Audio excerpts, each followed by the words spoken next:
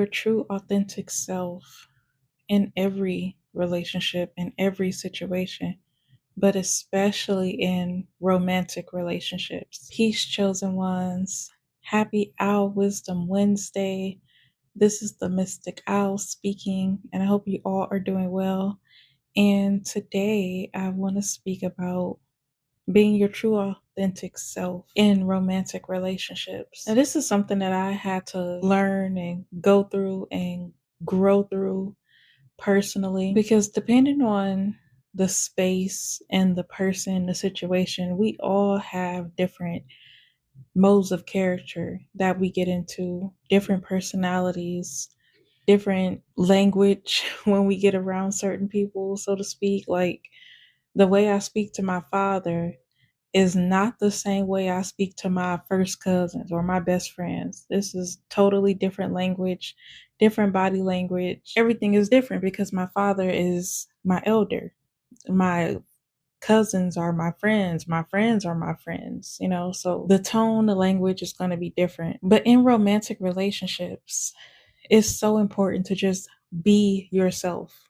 Like, I'm under the impression that however many personalities you have, whoever you are, when you step into a room, depending on who's already in that room, your romantic partner should be able to see that and be able to be okay with it and to deal with it. Not because they have to, but because they want to. But I think a lot of us, especially when you have spiritual gifts, multiple spiritual gifts, when we get into romantic situations, we have a tendency, including myself, to kind of mask our other side, like hide away or shy away from our spiritual gifts.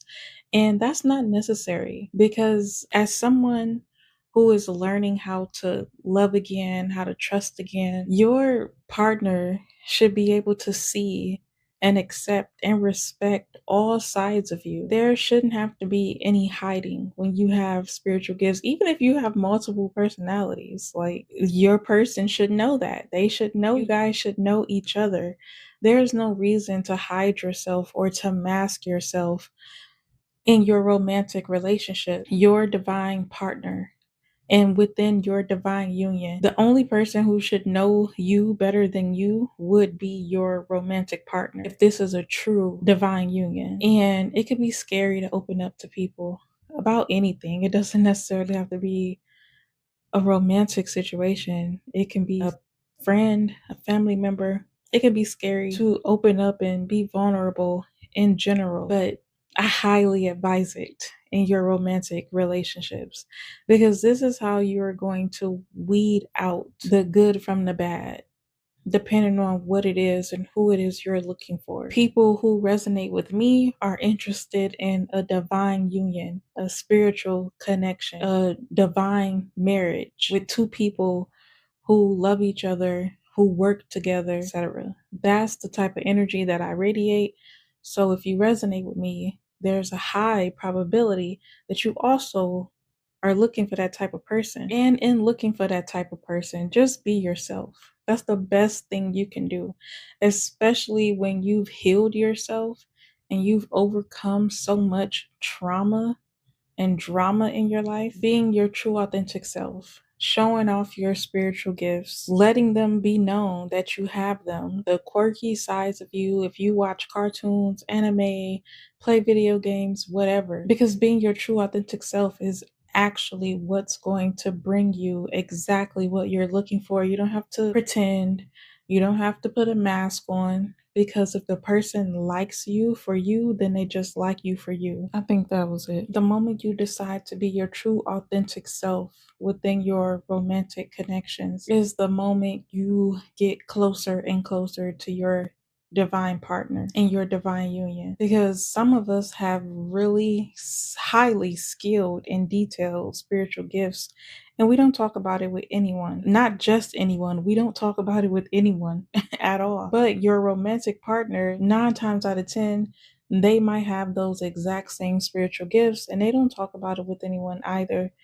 And now you two have come together because you've been open and honest about who and what you are. I've been in situations where I knew that I couldn't date certain people because they were very closed off to spiritual gifts like intuition and discernment and just knowing. Even channeling can really freak people out and scare people off. So you want to make sure that your romantic partner actually likes you for you, loves you for you.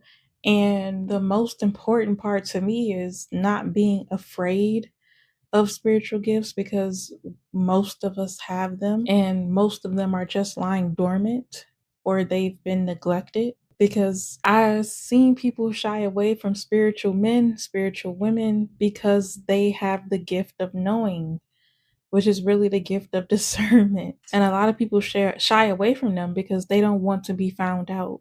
They don't want their secrets exposed. And that's okay, because now you know, hey, this is not even the person that I should be dating. I don't even know how they showed up on my radar, but now I know to move past them and move on to the next person who actually respects and cares about my spiritual gifts, about my spiritual depth, about astrology and astronomy and anything else. I say all that to say you want to make sure that you are equally yoked with your romantic partner in every aspect of life, including spiritual gifts. If you stayed to the end, thank you so much for listening. Be sure to tune into next week's I Wisdom Wednesday for more spiritual guidance and insight. And as always, speak life over yourself, take care of yourself, love yourself, trust yourself, and protect yourself. I love you, chosen ones. Peace.